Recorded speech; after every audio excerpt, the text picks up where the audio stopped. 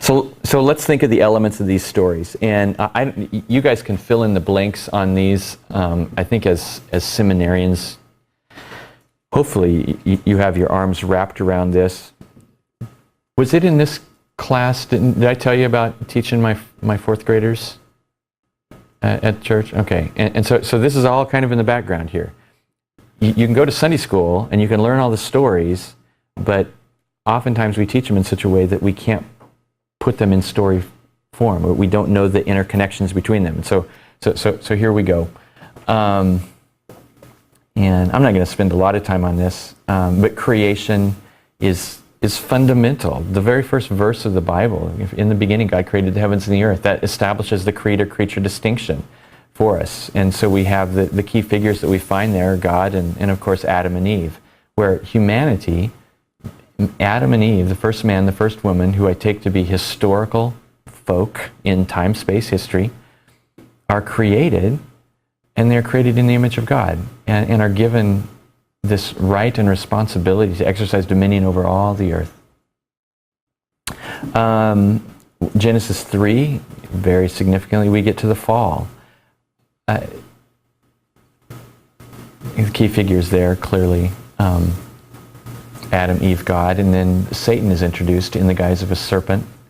Interestingly, as we're reading that as the narrative, we find the complete subversion of everything in Satan's strategy there. Humanity is supposed to exercise dominion over the animals. Satan comes in the guise of an animal and actually exercises dominion over humanity. This is goofy. Adam is supposed to be exercising, I think, some sort of headship over Eve, but Satan goes to Eve, and I think subverts some male-female relationship stuff right there. And then what's incredible is that the result of this entire thing is that Adam ends up blaming God for the sin when God gave Eve to Adam as a purely benevolent act. So we get all sorts of weird reversals as we're just reading the narrative there. The key theme in Genesis 1 and key themes in Genesis 1 and 2, obviously creator-creature distinction and man as imago Dei. The key themes in Genesis 3, we get rebellion, treachery, treason. I mean, I think we need to think in those kinds of terms, because these are the image bearers, God's representatives. So it's not just, someone ate an apple. No, it was treason of the most despicable manner. And then we do get, in Genesis 3:15, something that becomes very important to the New Testament authors, particularly Paul, in the book of Galatians. We get the promise of a seed that comes from the woman, and we oftentimes call that the proto-evangelion. Now, I know that when Paul speaks in Galatians about the seed, he's referring to a seed from Abraham, but the seed language is pretty prominent, so we're introduced to it here in Genesis 3. There is a godly line, sin, judgment, cursing, scattering in Genesis 4. You can, key figures there, obviously, people like Noah, Cain and Abel, obviously not in order there, Babel. Themes. Oh, I didn't say a key theme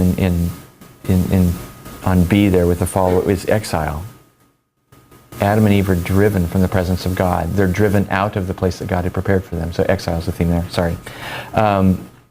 The key themes that we find there are all pretty negative, except for we get a promise made to Noah. We're introduced explicitly here to the concept of covenant with Noah. I think that's significant, and that's going to dominate the biblical storyline. Say another key theme in that area. Actually, salvation by obedience of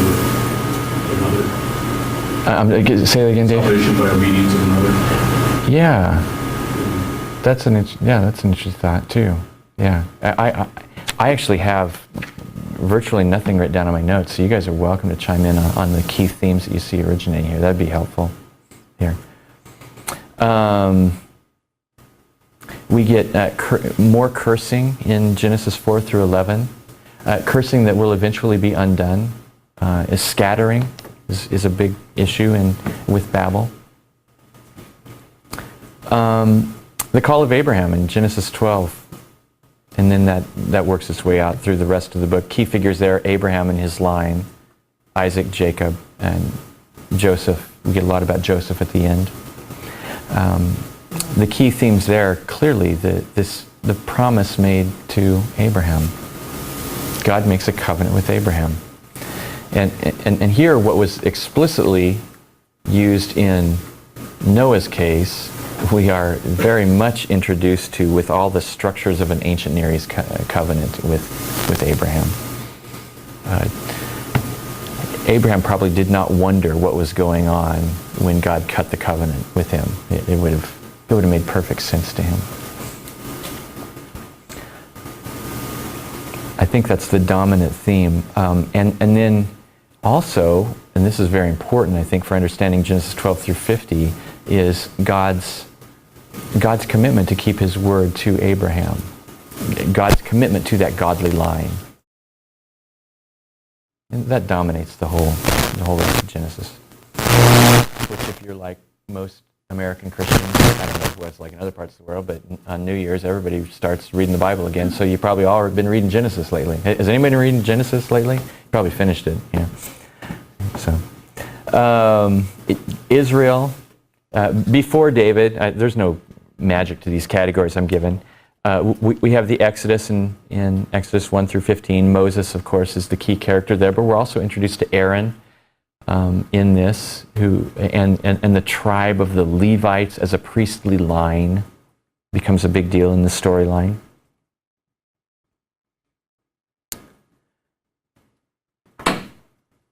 And so Exodus becomes a key theme in Exodus. What a coincidence, huh? Who is the clever guy who named that? Any other themes you can think of that popped into your head here? This is kind of like Sunday school, right? Slavery. Yeah, being enslaved. Yeah, that's good. Yeah. Image that picks up related to sin. Good. Yeah, that's very good. Yeah. Idolatry. Idolatry. Hey, have we gotten to idolatry yet? That's in Exodus 32, and it keeps coming back and haunting. Oh, except I'm not on Exodus 32 yet. Yeah, sorry. Good. Okay, but Exodus 16. Anybody got any good themes that come up? yeah. Idolatry, the law, right? Good. Substitution comes up. What? Covenant again. Covenant again. Yeah. Yeah. So. I'm not going to talk a lot about, like a covenant of works that was made with Adam, but I can see it there implicitly. Again, it's made more explicit with Noah, and then it's made very explicit with Abraham, and then good night. It's just codified as this, the Mosaic covenant. And so we get more and more and more detail to these covenants as we go along.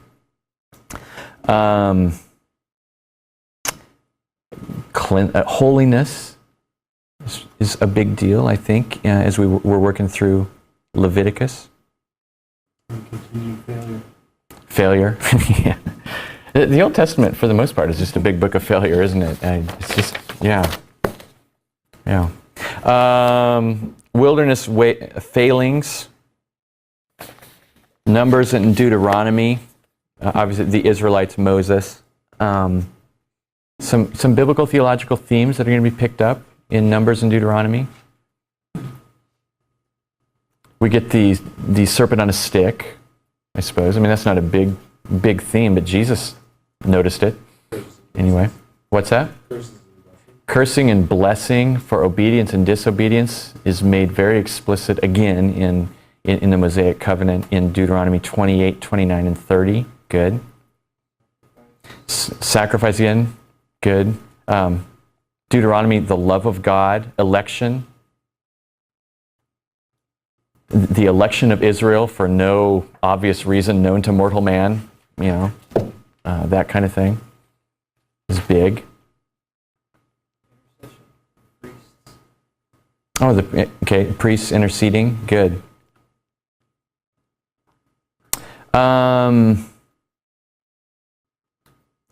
One person, if you're going back, I forgot to mention him. He doesn't seem like a key figure at the time, but Melchizedek shows up.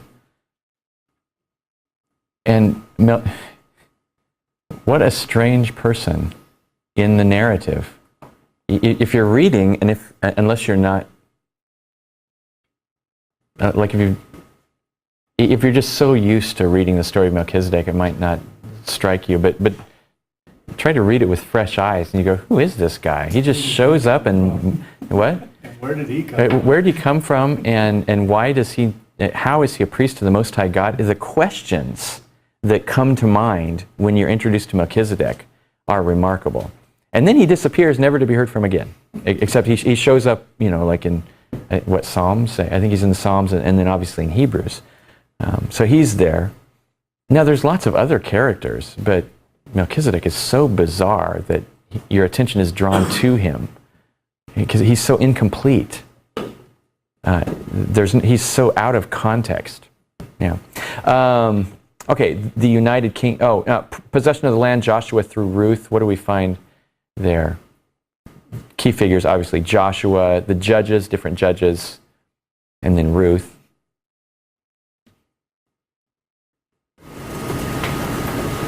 The obedience through faith. Especially Ruth, the story of faith, but even in Joshua or Judges, the story of his name's going to escape. In Judges. It was in Joshua. It was give me this mountain. Oh, Caleb. The faith of Caleb is stunning. Good. And it stands out in such contrast against everybody else. Yeah. What's that? War. There's a bit of that that goes on. Sin, judgment, the judgment of God, and then the deliverance of God. Now, we're not even talking through the big picture narrative here, because I'm just assuming that you know this, but from fall, promise made to Abraham, that God is going to bless all the nations through Abraham. We're going to get to that in greater detail in the next hour. And then what, as God focuses on a person who then becomes a people, and then God establishes them in the land. And so these, as they go along the way, and I think all of this is driving towards the incarnation, we're introduced to themes along the way that will make sense of the central character in the story, Jesus.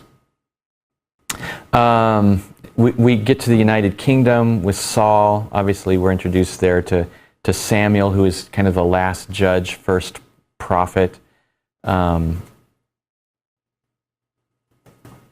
David, Jonathan, I think those are the key guys that dominate in 1 Samuel. We find there that David's a man after God's own heart. What's that? Philistines. We're interested in the Philistines. The enemies of God. It's the monarchy, the royalty, and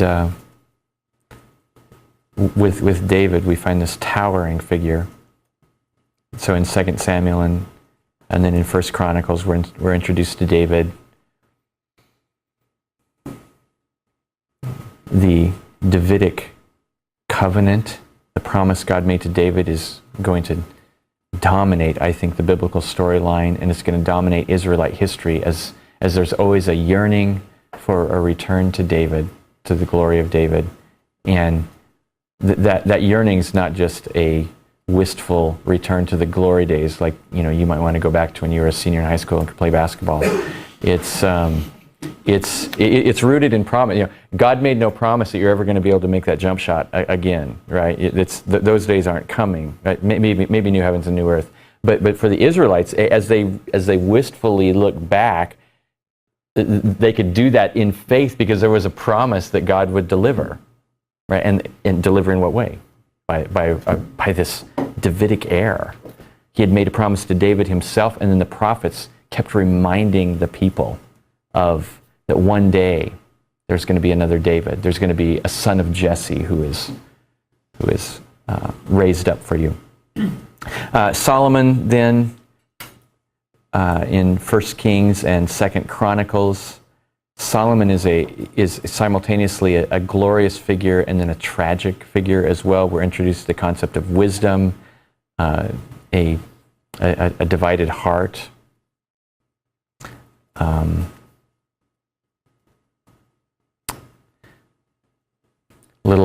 Little Solomon, the Prince of Righteousness, the Prince of Peace, I suppose, is what his name might mean. Isn't it Shlomo? Doesn't that Shlomo? Yeah. So, at least when David was running around, he was the little Prince of Peace, or little Prince Peace, I suppose. I don't know. That might be taking it too far. The divided kingdom, then, because there's rebellion in the land, where idolatry is going to be a huge issue there. Idolatry is obviously a big deal with Solomon's downfall, but what we find with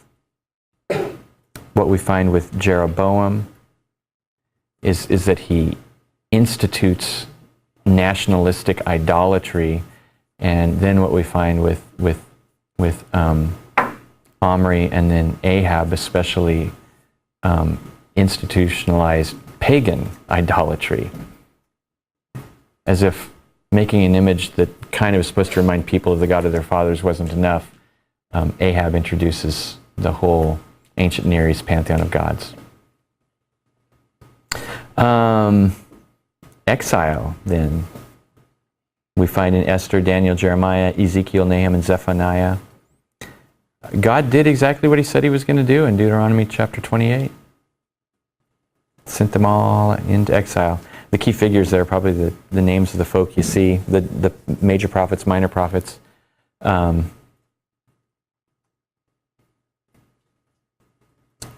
The key themes there, return from exile becomes a dominant theme. A new covenant is introduced explicitly as being a future thing. Someday there will be a new covenant.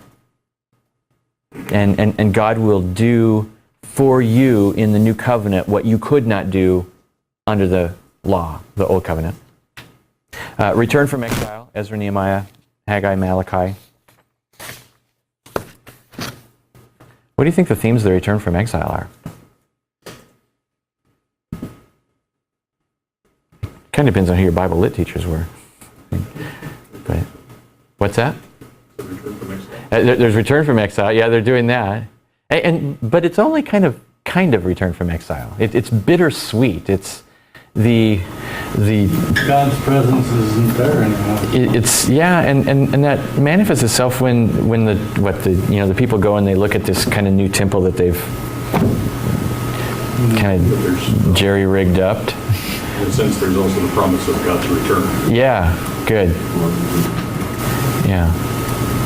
So there's simultaneously hope, but then when they're back there, there's like wailing for those who had seen the past glory, and they're like, geez, this isn't what it was cracked up to be. All right. Incarnation, the first Advent ministry of Jesus, key figure, Jesus. A lot of thought and study went into coming up with that one. I know that one's cryptic. I know you're probably thinking this is like a Gnostic class, that I'm enlightening you on incredible things. And also Jesus' disciples. John the Baptist? John the Baptist is a huge thing because he establishes continuity between the old and the new, explicit continuity. Good. Oh boy, the themes. Basically every single thing that we've said so far show up in Jesus, it seems like. I don't even know what you should say on that. And then the same with the church age. We have the apostles in the book of Acts. Key figure there, obviously the apostles, but the Holy Spirit is very active. And the Holy Spirit was active in the person of Jesus, but he becomes active because Jesus sends him in all believers. And probably heard me say before, but and I wasn't the first one to say it, that what the book of Acts is the Acts of the Apostles, but it really should be called the Acts of the Spirit. Right? And then the second Advent ministry of Jesus. Well, okay, we didn't even finish or write down any themes for the church age, but again, we get many that we've looked at before: sanctification, mission, commissioning, Gentiles being included in the redemptive purposes of God, which sure seems like a fulfillment of a promise made to Abram when he was still Abram.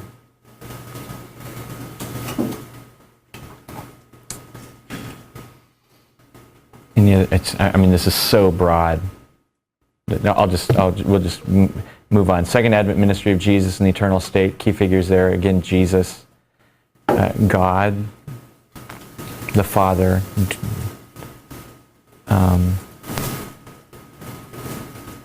We get Satan plays a role there as well, explicitly. He showed up in the Gospels. Satan doesn't show up an awful lot in the Old Testament. Demons in general are not, I'm sure they were active, but the Old Testament writers very rarely spoke of demons. It's really surprising, given when you flip over into the New Testament, suddenly demons are explicitly identifying themselves all over the place. It's a real minimal demonology in the Old Testament that just blooms in the New. Key themes: new heavens, new earth. Eden, I think, shows up again. Judgment is an enormous issue in the second Advent ministry of Jesus. Jesus said that, though. He said that the keys of life and judgment have been given to him by the Father, and then he sure enough will come and exercise that.